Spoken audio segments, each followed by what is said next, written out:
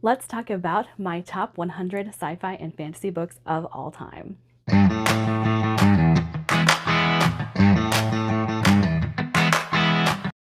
All right, hey guys, I have a confession to make. I had no plans on making this series of videos. However, I talked to a couple people. My friend Bryce was the one who initially made me think I should probably do this. I will tag his YouTube channel down below. But him and a couple other people were like, you should totally do this. You read differently than most fantasy booktubers, so this would be actually really fun to see. And I was like, okay, maybe I can get on board with this. But let me explain a couple of things to you. This will be the first and only time I do this particular intro, so don't worry about it being in every video. But I am a plot-driven reader. I don't really like in-depth character exposition, things like that. Joe Abercrombie might not be on this list, but you know, there's just some things to be said about a story itself being good. The story has to hold weight for me. If the story's not there, I don't care. But I do like stories that are plot and character in equal measure. I do like in-depth character studies if there is a good plot to go along with it. Anthony Ryan, being one of the authors that I absolutely love, does this very well. So it's not to say that I don't like character and that character holds no weight for me, just that plot is the thing that I care about most, writing being second. World building can be a little iffy for me. If you info dump on me, I tend not to like it. But anyway, there will be some things that are very different about my list as opposed to other people's lists, because story, plot is more important to me than character-focused books usually are. That's what usually makes up the majority of most fantasy booktubers' lists, are character-driven books. And so, like I said, this was something a few of you wanted, and after I talked to a couple of people, I was like, okay, maybe I should make my own list. So another thing to preface this, I've read over 1,000 books in my lifetime, but I do read across the board. So that is why I am combining my fantasy and sci-fi reads, because I have read a lot, but there's a lot that I still haven't read. This list will likely change over time as there are still a ton of fantasy I'm excited to get to. I don't really like classic fantasy. I don't like classic fantasy tropes, and rarely do I like the writing in classic fantasy. So Lord of the Rings is not going to be on this list, things like that. But I do want to give those of you who do want to find some plot-driven books a list that you can look at. The other thing that I do want to say before delving into the list itself is that in each of these videos, most of these books are going to be interchangeable. So what I have at 100 could easily be at 91, but you know, it depends on my mood that day, which one I like more. That is until we get to around the top 20. Those are fairly set. And some of these, it's been a while since I've read them, so I'm going to be looking up synopsis so that I can actually give you a good overview of what the book is about. And to have made this list, I have to have given the book at least 4 stars. So you won't see anything that comes below that on this list. Okay, so coming in at number 100, we have Eden by Tim Levin. Now, I no longer own this book, but that's because I gave it to a friend and I no longer talk to that friend, so I don't have the book anymore.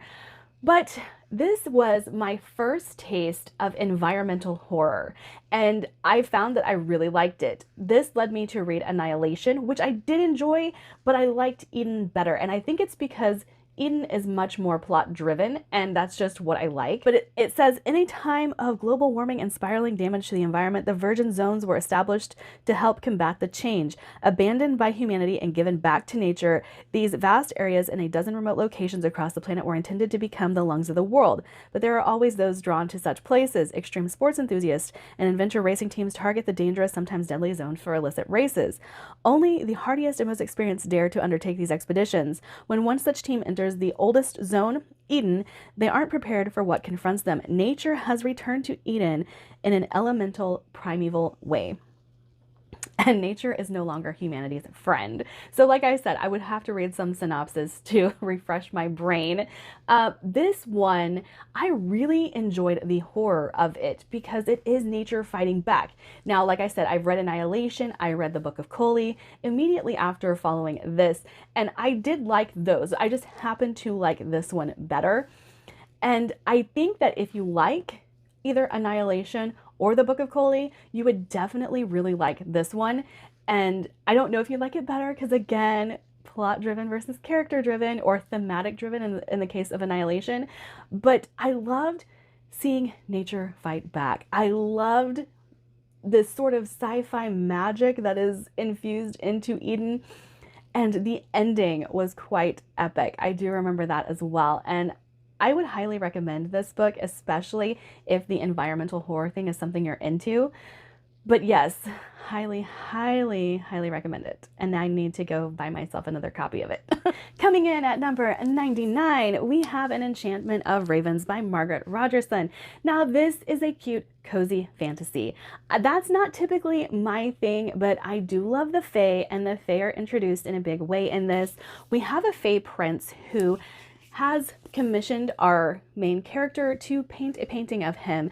And the one thing that she is just known for, what her magic is, I guess you could say, is that she depicts the true emotional landscape of our characters, or the people that she paints. And so when she paints a portrait of this prince and the prince is not happy with the results, that is kind of where the book takes off.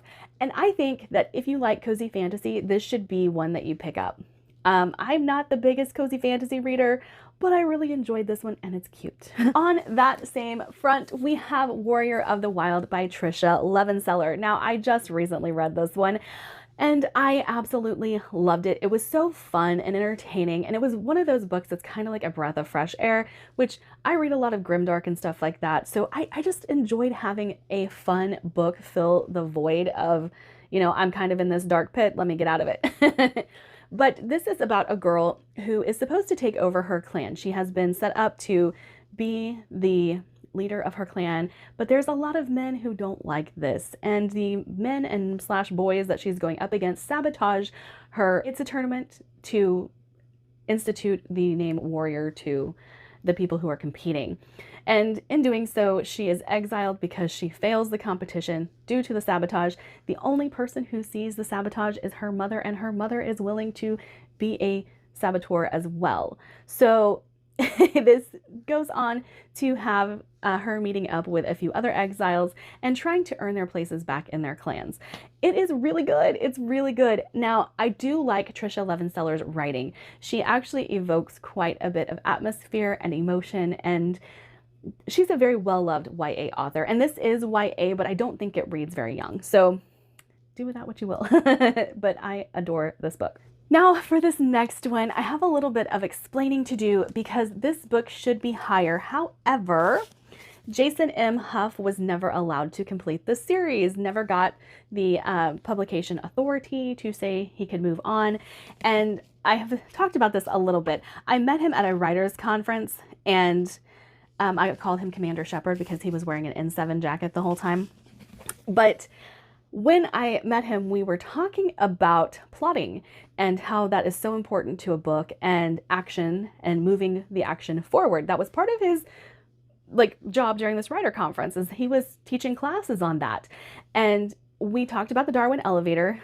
I didn't really like that one, but he told me about this book and how much this was like a passion project. And I loved this so much, so much. Now, here's where I have to interject that the audiobook is done by none other than Gideon Emery. And if you are a fan of BioWare, you will know Gideon Emery very well, because he is the voice of Fenris. Did that lend to my love of this? Probably, slightly. However, I love that we have spies that are reborn kind of with each new mission, new memories and all of that stuff. It's really cool, and I would highly recommend it. It never got finished though, so that's why it is so low on this list. So this says, technologically enhanced super spy Peter Caswell has been dispatched on a top secret assignment unlike any he's ever faced. A spaceship that vanished years ago has been found, along with the bodies of its murdered crew, save one. Peter's mission is to find the missing crew member who fled through what appears to be a tear in the fabric of space. Beyond this mysterious doorway lies an even more confounding reality, a world that seems to be Earth's twin. Peter discovers that this mirrored world is indeed different from his home and far more dangerous. Cut off from all support and with only days to complete his operation, Peter must track his quarry alone on an alien world, but he's unprepared for what awaits him on the planet's surface, where his skills will be put to the ultimate test. So good. It is so good. And again, I had to read the synopsis because it's been a long while since I have read this, but I loved it so much. So much. The action in here is top notch. The plotting in here is top notch. I have read more from Jason M. Huff, but he wrote, I believe it was either some of the Mass Effect books or some of the Dragon Age books, but I can't remember which. I think it was Mass Effect, which makes sense since he was wearing a Commander Shepard jacket when I met him. But highly recommend this if you don't mind an unfinished series. So next on my list is this low because I haven't finished the series, but I have read the first book and absolutely loved it. That would be Blood Eye by Giles Christian. If you guys have been around for any amount of time, you know I often compare Giles Christian's writing to Anthony Ryan, so you know I adore the writing style. I got burnt out on Norse books for a while because I had joined Norsevember. I was trying to combine Spookopoly and Norsevember for some reason, but I adored this, and it is, I don't even know what to say about this. It says a gripping tale that splendidly conjures up the sounds, sights, and smells of Dark Age Britain. In a thrilling adventure of brotherhood, warfare, and treachery, Giles Christian takes us into 9th century England, a world of darkness, epic conflict, and an unforgiving god served by powerful priests. On ships shaped like dragons, bristling with oars and armor, Jarl Sigurd and his fierce Norsemen have come in search of riches, and riches they are promised by an English ruler who sends Sigurd and his wolves to deal with a holy manuscript from another kingdom. Osric, an orphan boy, sees beyond the terror of these warriors and somehow knows the heathen's tongue. Renamed Raven, rechristened in blood, he will join them. They are his people and they will be his fate. So it was really cool watching Osric's journey in this book, and I need to complete the series. I have a feeling this will definitely grow higher on this list the more I read of this, and I probably should add this to the series I need to read in 2024 because it's been a while. I'm going to have to reread this one, but I did really love it at the time of reading it. Next, we have The Bone Maker by Sarah Beth Durst. Now, again, it's a book I don't own. This isn't because I gave it away, though. This is just because I haven't purchased it yet. And it's one that, while I love it, I prioritize other books most of the time. I just need to get my hands on it, really. That's just... Anyway, we will mourn my lack of purchasing later. But this is about a warrior who has been in battle, and the one regret she has is that her husband fell in battle.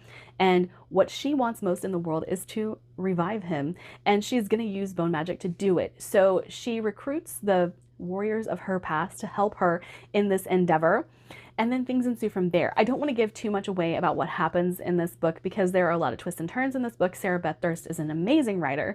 She will appear on this list again.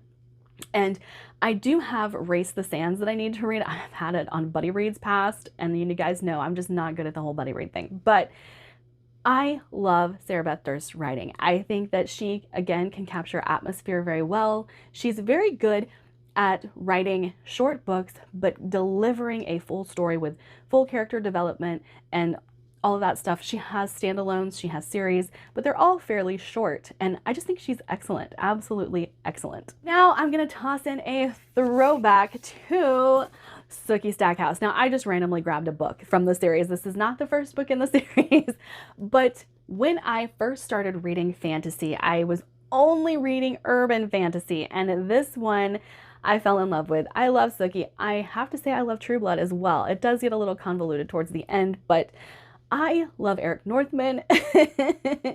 I just adore this series. This is one of the first series I actually fell in love with. It does come pretty low rated on my list now, but this is a very nostalgic favorite of mine. But I have to admit, they aren't the greatest books ever written. They're just fun. They are entertaining.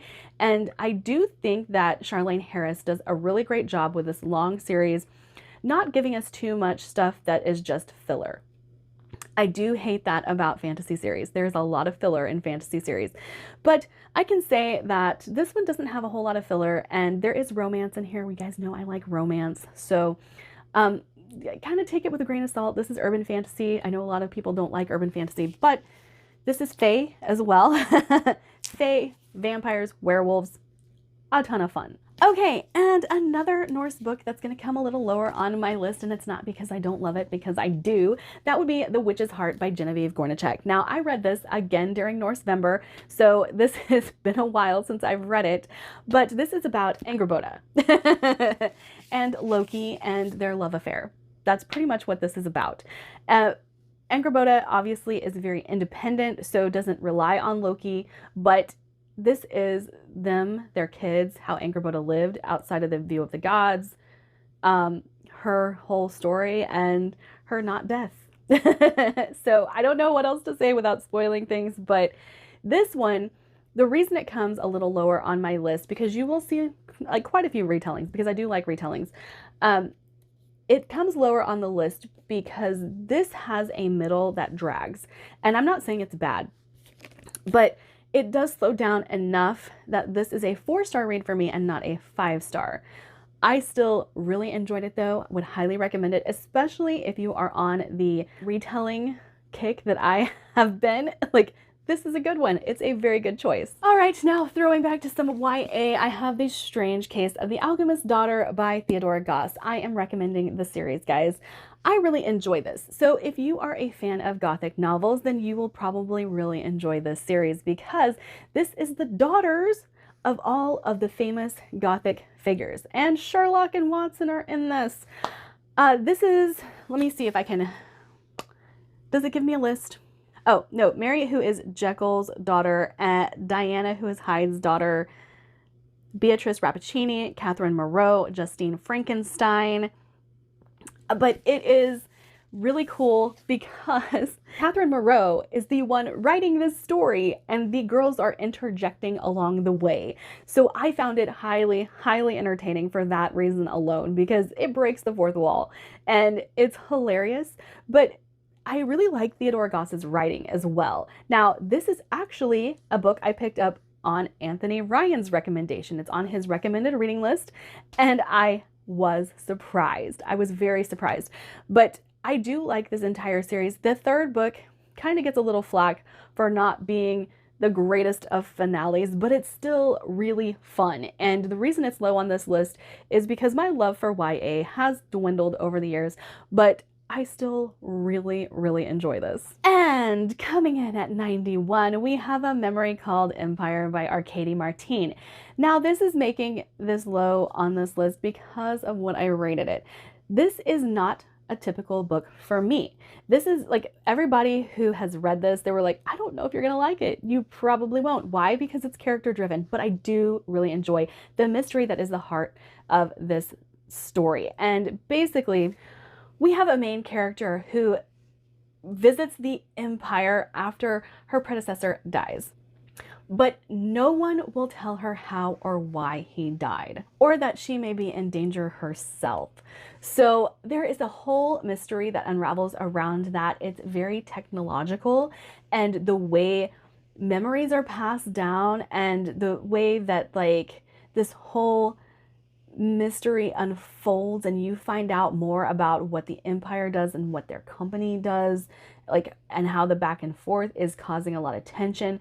It's so good and so highly readable. Like, you keep turning the page because you have to know. And I have A Desolation Called Peace that I need to read. And I have a feeling once I read A Desolation Called Peace, this will be bumped up my list even further, because while I loved a lot of this book, there's things that I didn't like. And like I said, part of it was that it was character driven. I'm not a character driven reader, so I felt the plot was being pushed forward by the mystery. Did enjoy that. But there wasn't a whole lot of focus on the story. There was just a whole lot of focus on what the characters themselves were going through in trying to solve this mystery. But I highly, highly recommend A Memory Called Empire and cannot wait to get to A Desolation Called Peace. That is it for this video. I will continue to record these videos. You'll probably see, you know, outfit changes and everything, because I'm gonna try to record one of these videos a week so that you guys can have one a week coming from me. But I am still reading fantasy and sci-fi. I will probably have modifications to this list within a year. So we'll see, we'll see. But for now, this is my top 100, 100 to 91. And if you'd like to connect with me in any other way, you can join my Patreon or click on my Linktree link down below and connect with me on social media in other forms. Bye!